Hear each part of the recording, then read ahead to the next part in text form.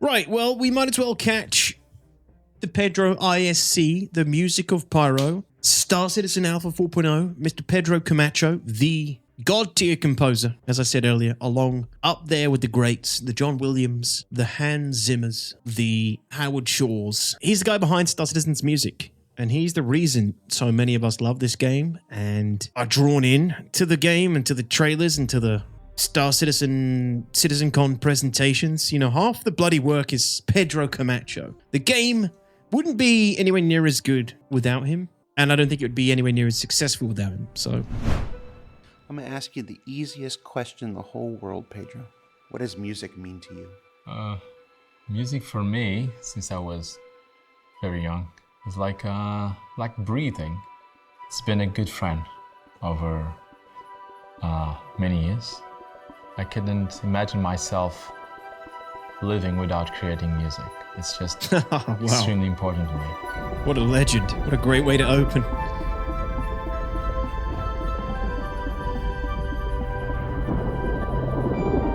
He's so glad and proud to do what he does.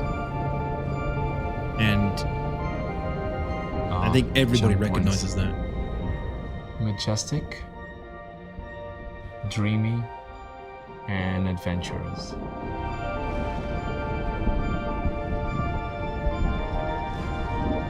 I was seeing the concept art, the very first concept art, for quite a long time, and it was very special. It was not just like a click and you're there. It was like an event by itself. And I think Star Citizen does it in a very beautiful way. You know, the music is the one thing you can't fault or pick apart or like criticize CIG for, you know? It's like the visuals, the game's visuals and the game's music are the two things you can't attack the game for. Everything else is free game. Everything else is open season, but the music and the visuals, pretty golden. It's nice it's kind of refreshing. And I want the music to feel exactly the excitement that I feel when I look at it for the first time. I try to portray the music as if you were going to a different state of matter. Wow. When you're in the jump point, the music becomes suddenly more synthetic and more the synths take over the orchestra.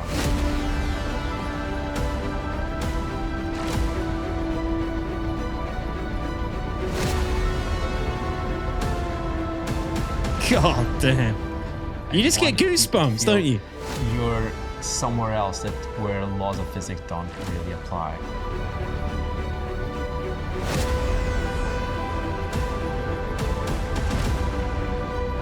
Since I was a kid, I really loved hearing CDs of the old classics from Beethoven, etc., but also from synth. So I tried to make kind of an homage to the old school synth scoring.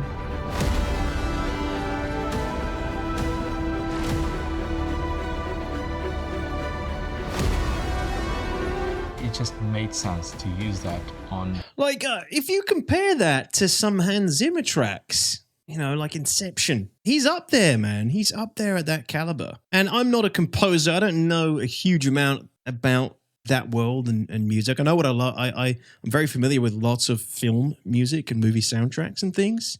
You know, so I have that in me when it comes to sort of the feeling and understanding of great music for film. But to me, they sound on par with each other. It's incredible. And we have him composing for our game that we love. It's, you know, we're very lucky to have this guy. I cannot imagine this game with some composer that would just, you know, just sort of creating the clock, you stamp your time card, get in, make the music for the scene, get out kind of thing. You know, this guy's, Pedro's so damn passionate about it. On the jump point, make it very epic. Trying to condense my whole life experience into one place.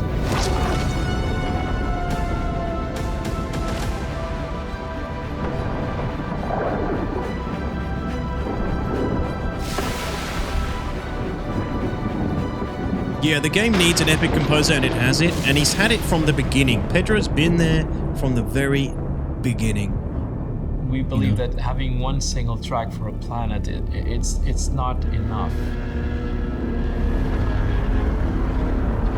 When you get out of quantum and you see the planet just like a sphere, we thought that it would be great if there was like just a very small stinger just telling you what you're about to expect. That's cool. As if an echo of the soul of the planet. Making sure that you understand you are in the outskirts of Pyro 1. We want it to be ambiguous, so the music should feel always ambiguous because you don't know what to expect when you go down there. What will come up when I land and get out of the ship? If it's peaceful and there's no danger and there's nothing threatening you, then the track that I created, which is very, peaceful and beautiful, depending on the planet, of course, should come up. So it's like a 3-stage approach. It's kind of almost like you're in a cinematic experience, going down to the surface.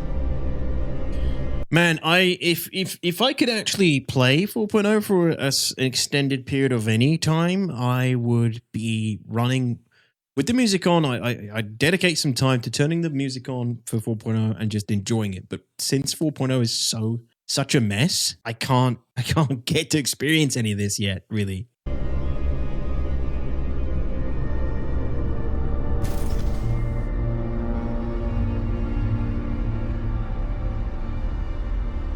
When I saw Pyro 3 for the first time, I thought it was absolutely beautiful planet. I really loved it. Yeah, it's the best. Pyro 3 the best. It's kind of strange, right? That you are in a supposedly dangerous system with such beautiful planets. Yeah, because I think CIG realized they couldn't make an entire system that looked completely dead and devoid of life like it was supposed to be. Now we've suddenly got the more lush, incredible looking planets than we have in Stanton. Pyro was always supposed to be dead worlds, dead planets, or at least, completely different to anything Earth-like. Basically, we got even better planets than what we get in Stanton, it seems.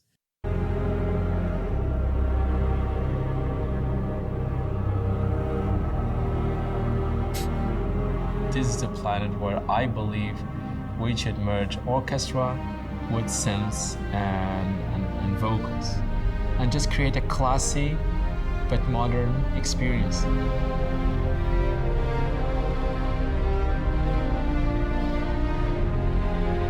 There's some eerie sounds in it, but everything very subtle. I don't want people to feel, oh, this is so beautiful, or is it so scary? This is one of my favorite songs of all time that he's made. It's so iconic already. And then eventually the music may come into that.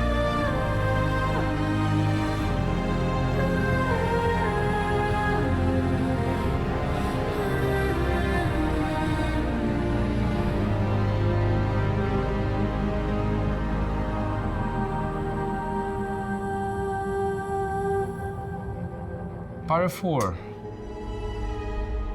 Oh. Pyro 4 is a bit more Very nice. alien. Delicious. Beautiful. Yeah.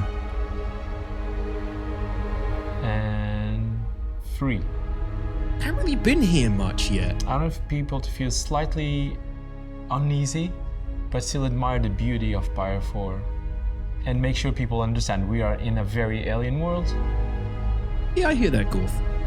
The way I did it was very smooth orchestra, very simple, and just trying to give players an Oh wait, sorry, yeah, this is the one that I've been to. This in Pyro 3. Admire the art that was done for that world.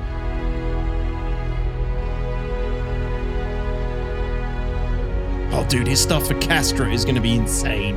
And we already then got a in taste. the second part of the track, I'm a pianist, so I tried to use the synths, but in a pianist way. Excuse me, you're a what, Pedro? I'm a pianist, so I try to use the synths, but in a pianist way, which is not so often used. Pedro, come on, Because man. many times when you hear synth, either they are doing very You're more long than that. lines, like the old classics, or ARPs, which are automated arpeggios. And I try to do it just freely, without any tempo. Just me playing the synth. I feel bad for making that joke. I love the results. He's a legend. want I shouldn't have people done to it. All right, I shouldn't have bloody done it. All right, I got a couple of lulls in the chat. Was it worth it for me? Yes. But I feel like I've done something I'll never be able to reconcile, come back from anymore. Oh, I'm so childish. go to Pyro for the first time. I want people to feel that it's a completely new system, and it's a beautiful system. It's probably some of the best art I've seen for a planet in any game. I wanted it to be experienced. I hope people enjoy that. I want music just to be a companion to your adventures in this new system. So what we learned this week? Well, that depends. Damn. If you've never played Star Citizen before, you've learned that Pedro is our amazing composer for the persistent universe, that his work brings depth and emotion and the very essence of life itself to every adventure you undertake, and that his work gets more dynamic and ambitious every year. If you have played Star Citizen before, well, you've known all this after playing for the first 5 minutes, and we're just here to show some appreciation to the maestro. Damn For right. Inside He Star deserves it, Citizen, man. I'm Jared Huckabee.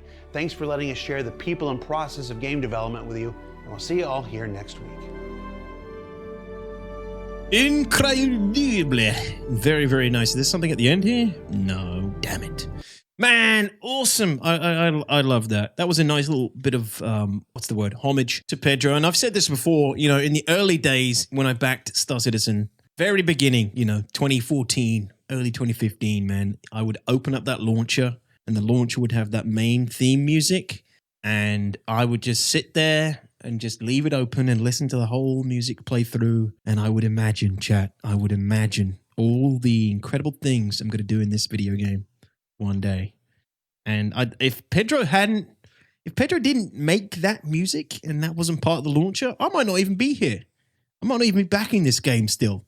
Because there would be days when I'd open up that launcher and I'd be like, I don't know if I can be bothered to test this game today. I don't know if I've got it in me. And then that music would slowly come in, start playing, and I'd be like, all right, yeah, I'll go. I'll give it a go. I'll test it. Yeah, that music's incredible. I've got to get in there and play and experience this. Serious, and I'm serious. I'm not making it up. Like, it would suck me in.